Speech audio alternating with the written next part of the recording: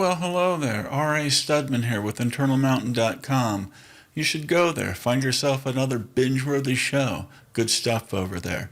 Today I'm reviewing and discussing the final season, Episode 1 of The Expanse.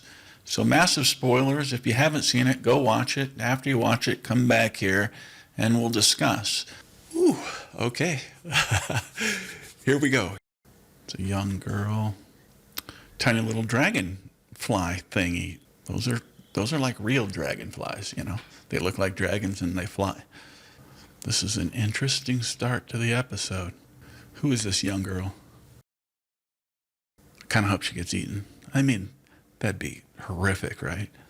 You don't get to just assume that strange life forms are your pals. What, you're taking it? Nobody taught you anything about being on a different planet with life forms? You can't just pick up strange crap and run home with it. Now Earthers know what it feels like to be a belter. Marcos and Aros is thrown. We're 6 months later, or at least 6 months, and they just said that they're knocking down, he keeps slinging rocks at Earth, and they keep knocking them down. Of course, Avasarala throwing out the F-bomb because she does it so well. Okay. So Marcos and Aros has made ground, and he's making belters and other people in the belt swear fealty or whatever to him. And Earth is trying to get things going, 3 more battleships in the work, but they are painting the picture that the war isn't going so well for them. Things are getting dire for Earth. Oh, railguns. Ooh! Boom! Got him. Rocinante in the belt. That's a good way to open with our peeps.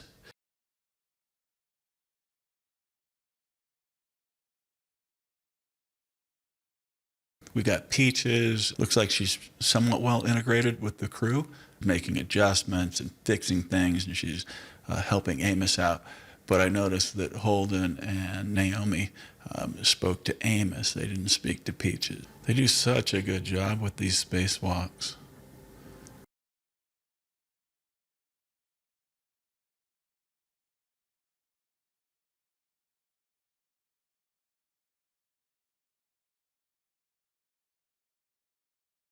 The man we love to hate. He's got great hair, doesn't he? So we open up with this kid doing his belter banging business, and then he comes, meets his father. There's a tiny hint of tension there. He hasn't been going to the meetings like he should. He's hitting on the waitress. Yeah, he's acting like a little bit of a rock star. And I think that's going to piss his dad off. In fact, why isn't his dad correcting that like immediately and getting pissed? Is this a teeny tiny hint that his dad is becoming less radical? Ah, no news about Drummer. She's out there on the run. I wonder what she's up to. Increase the bounty on Drummer and the Rocinante. Just random Marco cheering? Like, why right now? He's been walking around the whole station. Why immediately erupt in this moment? Whatever, that feels a little contrived.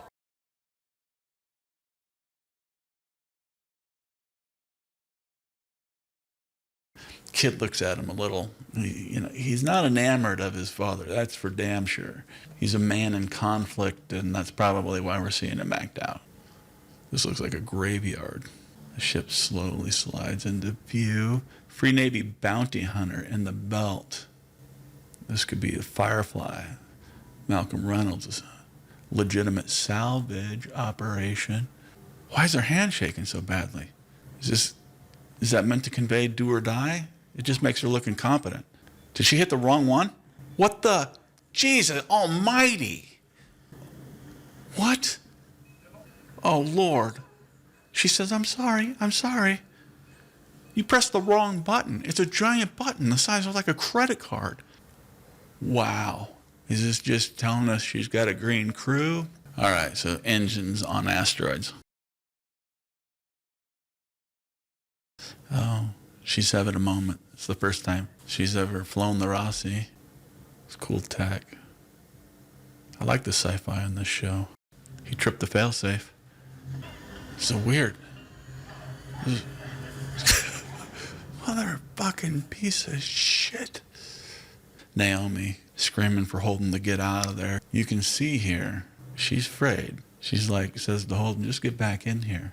I wonder how this is going to play with their dynamic. Is this going to make her too cautious? She doesn't want to lose anybody else for any, probably particularly for any mistake, because at the end of the old episode, she said that Alex lost his life because of poor decisions that she had made. So maybe she's gun shy about making decisions, and she's probably definitely gun shy about losing anybody. And she just was put through her paces just now with Holden down there, keeping his life in jeopardy, and him saying, I couldn't get away. But she's just like, come back to the ship, please. So she's feeling it. That I love the dynamic between Amos and Naomi. So how has that changed? Oh, wait. That's out of bounds. Naomi just said the only reason she's here is because you decided to make her part of the crew. To replace Alex? No. No. Why'd Naomi say that? I trust the writers are good. They've demonstrated that. So she's saying that out of a hurt place, not a factual place. Nice, yeah, exactly. Amos, this has nothing to do with Alex. Precisely. Their relationship's strained. Hold on, I gotta sit with that. I'm pushing pause. I gotta sit with that a second. You should find somewhere else to be. Why is she being like that towards Amos? It's guilt. Okay. And she's transferring guilt other places. She's not owning things. So she's pissed. Holden thing that just happened last scene, that's resonating in her. And she's not being clinical in her rationality. Go figure. Characterization. Awesome. Moving on. So drummer, we're addressing that screw up by Michio earlier, where she pressed the wrong button, and this guy's saying, she's not cut out for this. But we're learning that drummer is, like Malcolm Reynolds. She's going to protect her crew. She's got loyalty. Will that come back to bite her? How's that going to play out? This is good stuff, another layer that the writers can play with. Yeah, I had it wrong. We'll find a safe port. And when we get there, we know you're trying, you're just not cutting it. So you got to leave. Drummer making the hard decision. Loyalty to the safety of her crew. We're back with the son. This kid isn't interesting to me, like, at all. I wonder how they'll make him interesting. So this guy who's just been added has got more charisma than this actor over here. His friend just told the story of how he was important in several battles and destroyed things, and off of the look of, we're seeing him display more conflict within him. His inner world isn't as combative as the outer world is demanding of him. But I would think this sullenness wouldn't play very well. Because if I'm right, and it's written all over this guy's face, then wouldn't other people be questioning, this looks like a lot of internal conflict. I just don't think I'm enjoying. The acting is not nuanced enough to have me enjoy this character. Probably the character is fine. Probably just a different actor in this would bring out a different set of nuance, and then I might actually really find this character enjoyable. Good looking dude, though. I said it. That's a good looking man right there. Reminds me of Jumanji. That's a hunk of man. Jack Black says, looking at the rock. She's being very callous. Some more conflict. We're getting a little bit of revelation what's driving this. So the son wants. He's actually, a burgeoning little tiny leader, right? He wants what's best for the people. And his father and that witch that's with him are being a little bit too callous. We don't owe them anything. Well, these are your people. Like, are you already factioned that quickly for your own people? Maybe. Amos reveals that he is here to get Marcos and to make him dead, and that he plans to drink himself silly on Luna. But he is withholding out of loyalty.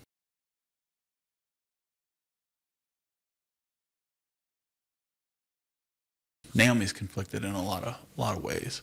She's saying, they're now hunting Belters, and those were her people. They still are her people, but the woman's been under a lot of strain, and she's saying she can't take it much longer. And Holden's apologizing for being a little too cavalier with his own life. The kid is back, the worst character on the show, spending a lot of time with him. Let's get out of here. Let's go make love and do banging Belter things. Lame, lame, lame. Let's spend several minutes with this guy. He just shot that guy? So the kid's going through a lot. I've got nothing for this kid. I don't like him. And, we spent a lot of time with him, and he's acting out and being an entitled prick. And then he turns around and kills his friend in a moment of rage. It's meaningless to me. I don't know why. I just don't give a damn. Listen, the actress does a great job delivering an F-bomb. It's a thing of beauty, but don't overuse it. Bring it out when it's special. That's how we first got introduced to it, so don't keep going to the well on the F-bomb with her, because she does a great job with it. So keep it in your pocket a little bit longer, writers. Stop whipping it out. Okay, I got a tingle.